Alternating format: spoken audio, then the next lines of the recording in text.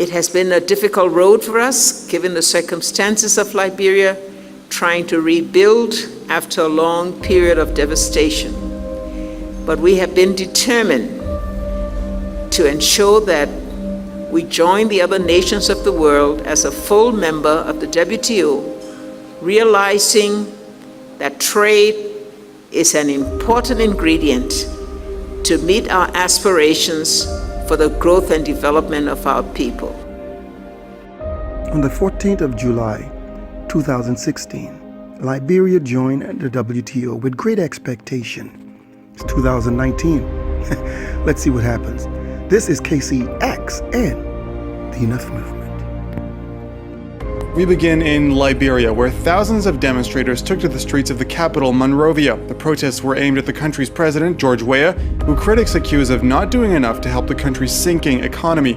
Organizers also accuse him of ignoring the country's poor, with some protesters vowing to remain gathered until their demands are met. Clément Bonneau has the story. Anger and frustration on the streets of Monrovia as thousands massed on Capitol Hill to denounce rising prices in the country. Protesters say life in Liberia has become increasingly difficult.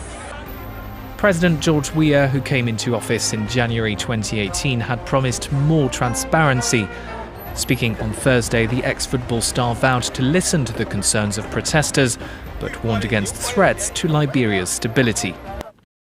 You can say whatever you want to, but be warned that cusses, insults and incitement of violence will never again be permitted under my administration.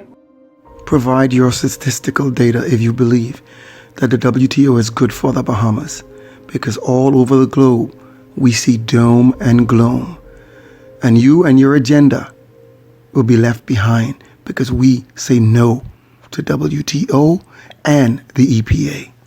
Jesus.